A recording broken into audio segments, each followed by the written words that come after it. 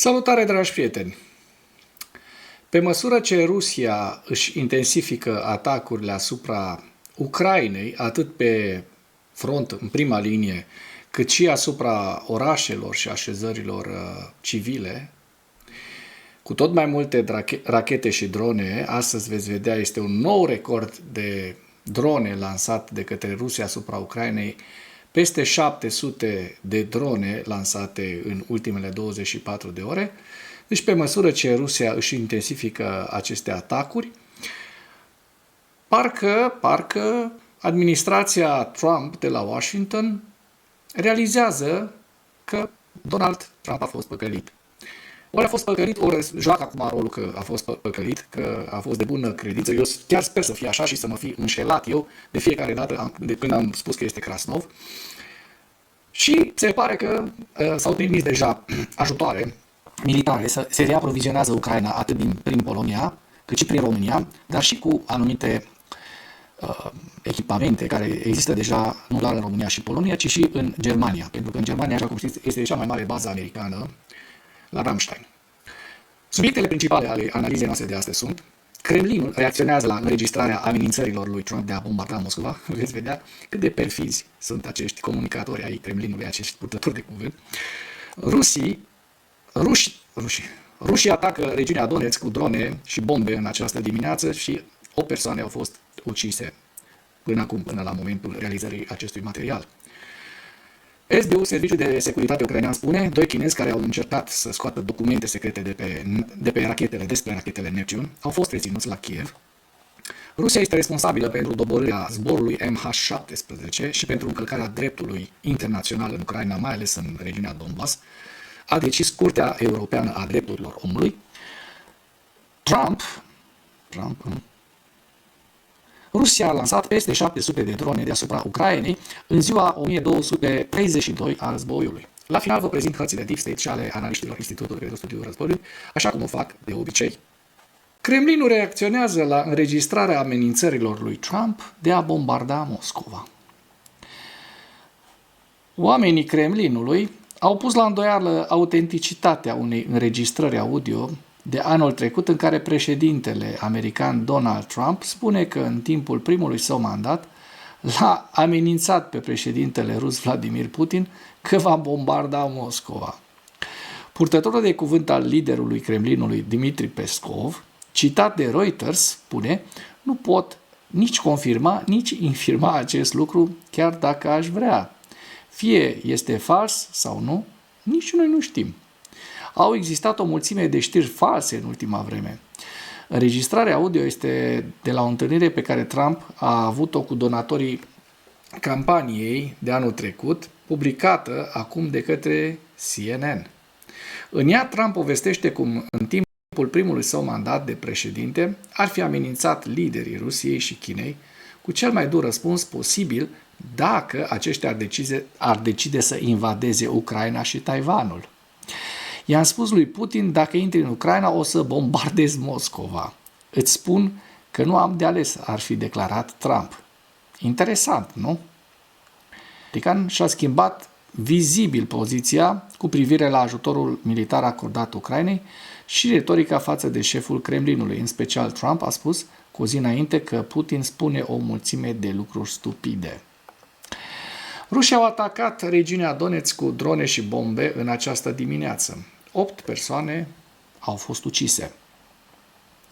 Ocupanții ruși au atacat așezările Rodinskoe, Constantinivka din regiunea Donetsk cu drone FPV și bombe aeriene, lucru care s-a soldat cu moartea 8 civili.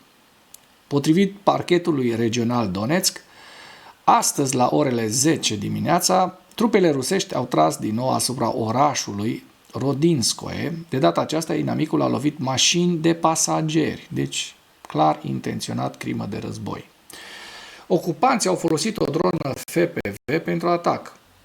Unul dintre vehiculele în care se aflau 2 persoane a luat foc. Cetățenii au murit pe loc. Într-o altă mașină, șoferul și 2 pasageri au suferit răni incompatibile cu viața. Bineînțeles că sunt imagini blurate de la aceste crime de război. Doar 10 minute mai târziu, ocupanții au lansat 2 bombe aeriene FAB-250 și un modul UMPK asupra orașului Constantinivka. 3 bărbați în vârstă de 42, 53 și 71 de ani au fost uciși în timp ce se aflau pe stradă. Un locuitor al orașului, vârstă de 59 de ani, a fost de asemenea rănit. Acesta a fost diagnosticat cu o rană provocată de o mină explozivă și răni provocate de șrapnel, iar medicii evaluează starea victimei ca fiind moderată. Cel puțin 20 de locuințe private au fost raportate ca fiind avariate în zonele afectate. Vă dați seama? Ce înseamnă războiul în Ucraina, celor care cred că e o joacă? O veste foarte interesantă. SBU spune că 2 chinezi care au încercat să scoată documente secrete despre rachetele ucrainene Neptun au fost reținuți la Kiev. La Kiev, contrainformațiile SBU, Serviciului de Securitate al Ucrainei, au reținut 2 cetățeni chinezi care încercau să scoată documente despre producția de rachete Neptun din Ucraina. SBU spune că contrainformațiile Serviciului de Securitate al Ucrainei au reținut la Kiev 2 cetățeni ai Republicii Populare Chineze care încercau să exporte ilegal în China documente clasificate privind sistemul de rachete ucrainean RK-360MC Neptune, racheta Neptune. Conform anchetei, unul dintre spionii chinezi este un fost student în vârstă de 24 de ani al uneia dintre universitățile tehnice din Kiev. El a rămas la Kiev după ce a fost exmatriculat în 2023 pentru un eșec academic. O altă persoană implicată este tatăl său, care a locuit permanent în Republica Populară Chineză, dar a vizitat periodic Ucraina pentru a coordona personal activitatea de informații a fiului său. SBU a declarat că fostul student chinez, pentru a obține documentație tehnică privind producția avioanelor, a rachetelor Neptun, a încercat să recruteze un ucrainean implicat în dezvoltarea de noi arme. Contrainformațiile SBU l-au demascat pe spion în etapa inițială a activităților sale de informații și l-au reținut în flagrant în timp ce preda documentele secrete. În etapa următoare a fost reținut tatăl său, care trebuia să predea informațiile secrete serviciilor speciale ale Republicii Populare Chineze. Deci, asta se întâmplă în Ucraina. China, pe față, lucrează cu spioni pentru a servi, bineînțeles, intereselor Rusiei. Imperiul Răului, axa Răului, se întinde din Rusia până în China, Iran, Coreea de Nord. Nu-i așa? Tatăl studentului a intrat în Ucraina pe data de 7 iulie și a vizitat ambasada Republicii Populare Chineze la Kiev a doua zi. Ambii deținuți au fost informați despre suspiciuni în temeiul părții 1 a articolului 114 spionaj. Bine că i-au prins pe nemernici. Rusia este responsabilă pentru doborârea zborului MH17 și pentru încălcarea dreptului internațional în Ucraina, a decis Curtea Europeană a Drepturilor Omului. Curtea Europeană a Drepturilor Omului, adică CEDO, a găsit Rusia responsabilă pentru doborârea zborului MH17, un avion de linie malaezian, dacă vă aduceți aminte, am discutat despre această doborâre, doborât de către forțele rusești în Ucraina în iulie 2014, deci acum 11 ani, potrivit unui comunicat din 9 iulie. Curtea de Justiție cu sediu la Strasburg a găsit de asemenea Rusia responsabilă pentru abuzuri pe scară largă și flagrante ale drepturilor omului în timpul războiului său împotriva Ucrainei, care a început cu agresiunea din Donbass în 2014 și s-a escaladat după invazia la scară largă din februarie 2022. Acesta este primul caz în care o instanță internațională a găsit Rusia responsabilă pentru doborârea avionului și pentru încălcările drepturilor omului în timpul războiului său împotriva Ucrainei.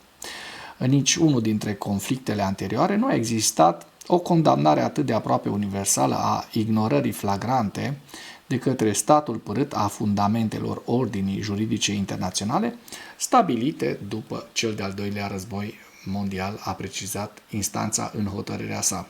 Vă las linkul cu întreaga informație în comentarii. Foarte, foarte interesant. Rusia a lansat peste 700 de drone deasupra Ucrainei. Ziua 1232 a războiului din Ucraina.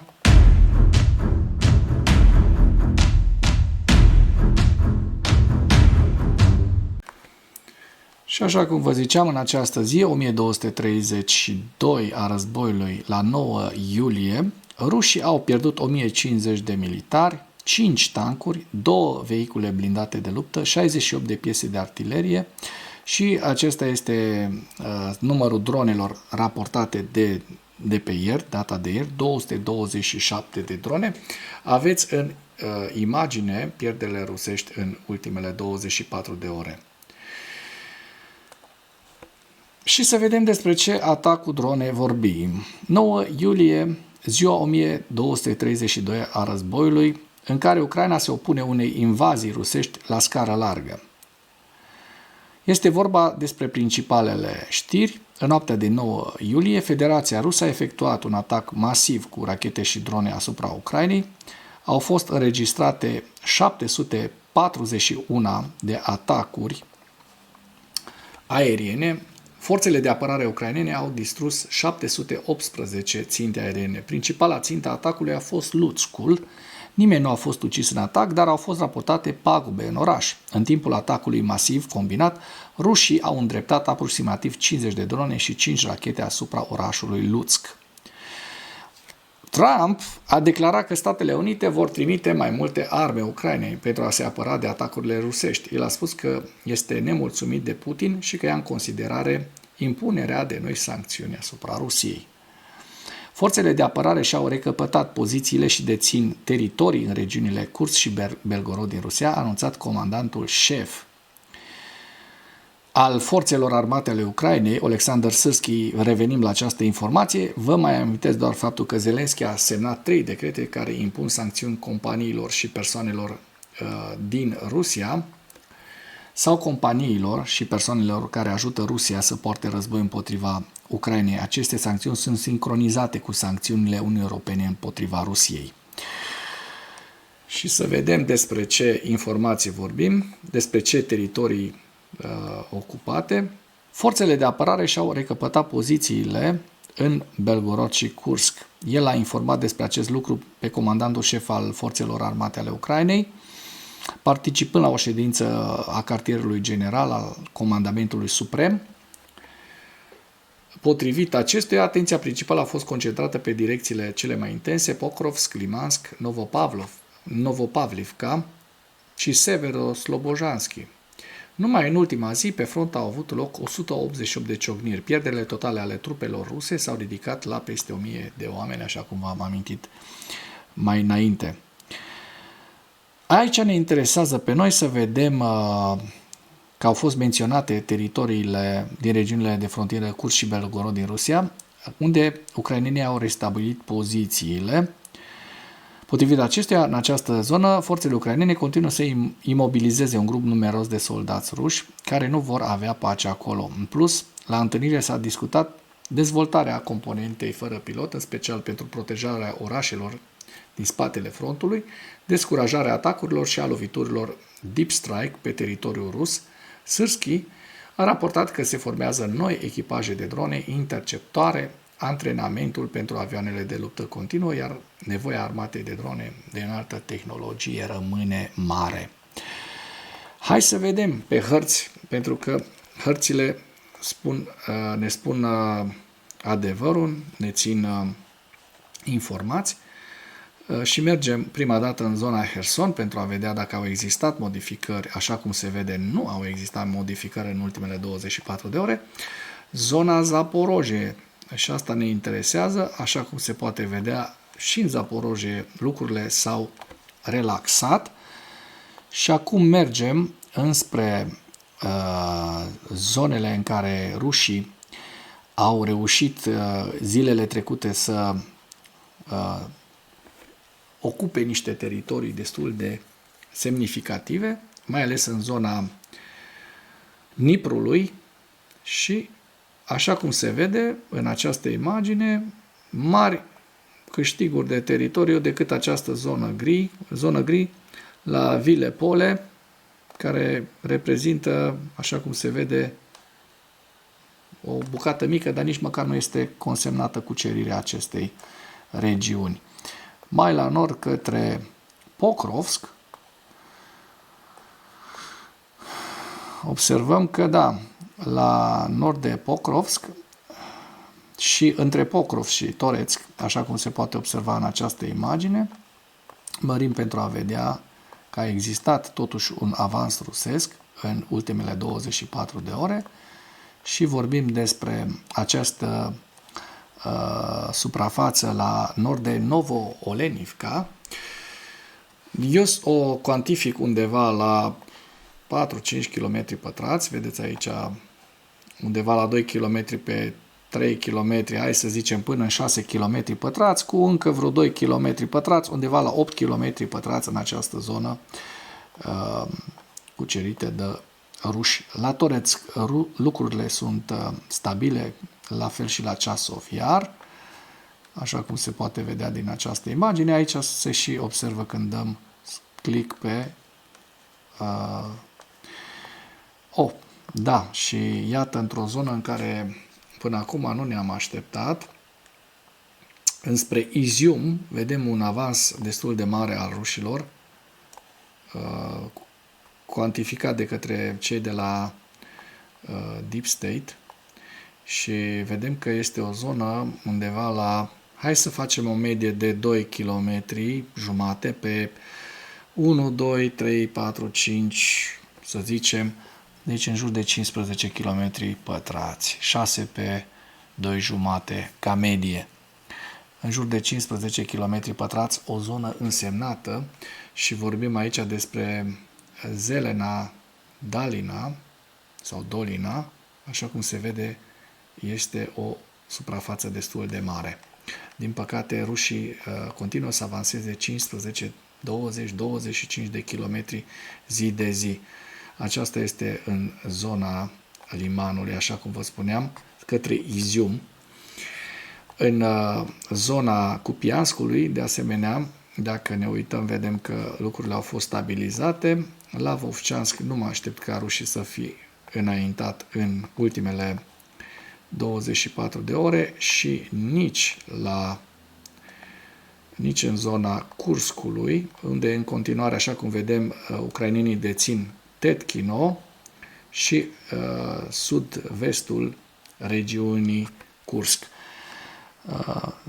Au fost opriți în această zonă, așa cum se poate vedea, nu au mai avansat în ultima săptămână, dacă o luăm așa, din data de 1 până în data de 8. Rușii n-au mai avut niciun avans în această zonă a Kurskului, sau mă rog, a Sumă. Aici este orașul Sumă. Trecem la evaluarea campaniei militare ofensive rusești la data de 8 iulie, în viziunea analiștilor Institutului pentru Studiul Războiului, cu principalele știri. Președintele american Donald Trump a anunțat pe 7 iulie că SUA vor relua livrările de arme către Ucraina, în timp ce discuțiile despre furnizarea de sisteme suplimentare de apărare aeriană și interceptoare sunt, se pare, în curs de desfășurare.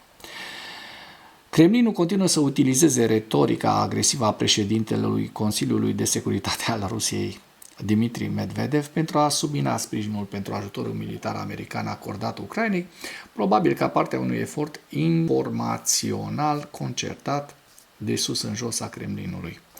Forțele ucrainene au avansat recent în nordul regiunii Sumă, în mijlocul unei serii de contraatacuri în curs de desfășurare. Asta este o veste foarte bună, n-a apărut pe hărțile celor de la Deep State, dar iată că cei de la Institutul pentru Studiul Războiului ne prezintă zona Sumă, aceasta este harta, și în data de 7/8 vedem aceste zone în care ucrainenii au reușit să realizeze un contraatac. Contraatac, nu o contraofensivă, pentru că Asta ar însemna un atac de mare amploare. Rusia continuă să-și extindă capacitatea internă de producție de drone pe fondul rolului tot mai mare al dronelor tactice în operațiunile de luptă în prima linie și a pachetelor de atac nocturne cu rază lungă de acțiune din ce în ce mai mari ale Rusiei împotriva Ucrainei. Cooperarea continuă a Rusiei cu companiile chineze facilitează creșterea producției interne de drone a Rusiei. Reclamațiile bloggerilor militari ruși sugerează că comandamentul militar rus se luptă să aprovizioneze unitățile din prima linie cu drone, în ciuda creșterii producției de drone, indicând posibil modul în care centralizarea și birocrația Rusiei degradează eficacitatea operațiunilor cu drone rusești și încetinesc ciclul de inovare rusesc. Și avem aici hărțile Institutului pentru Studiul Războiului și o să începem cu Lugansk, pentru că Sume am văzut deja, Donetsk, Constantinivka, Pokrovsk, Zaporozhye și Herson. Și cu acest ultim detaliu închei materialul nostru de astăzi cu îndemnul, cu rugămintea, dacă ați găsit informații utile în acest material, să nu ezitați să distribuiți pentru a ajunge la cât mai multă lume. Mulțumesc mult! Trecem la evaluarea campaniei militare ofensive rusești la data de 7 iulie, în viziunea analiștilor Institutului pentru Studiul Războiului, cu principalele informații, știri. Ministrul de Externe rus Sergei Lavrov a reiterat respingerea de către Kremlin a unui armistițiu și a cererilor neschimbate, inclusiv demilitarizarea și schimbarea regimului în Ucraina, adică moartea statului ucrainean. Asta își doresc rușii. Rusia își valorifică centrul Rubicon pentru tehnologii avansate, fără pilot, pentru a-și îmbunătăți capacitățile cu drone la nivelul întregului teatru de operațiuni, inclusiv în zonele prioritare de front din regiunea Donetsk. Forțele rusești nu au întins încă paritatea cu programul inovator și profund integrat al dronelor pe care Ucraina îl are.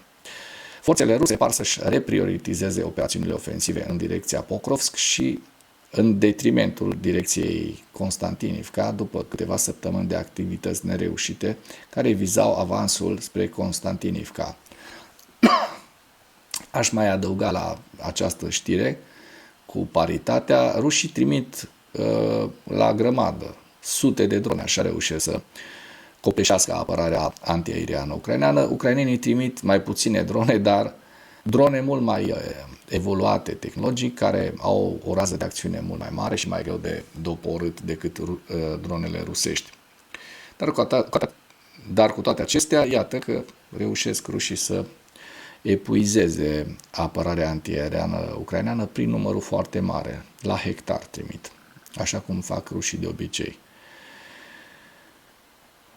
Vedem această hartă a Pokrovskului. Ministrul rus al transporturilor și fostul guvernator al regiunii Kursk, Roman Starovoit, se pare că s-a sinucis. Eu aș spune că l-au sinucis și pe ăsta. L-au sinucis rușii și pe ăsta.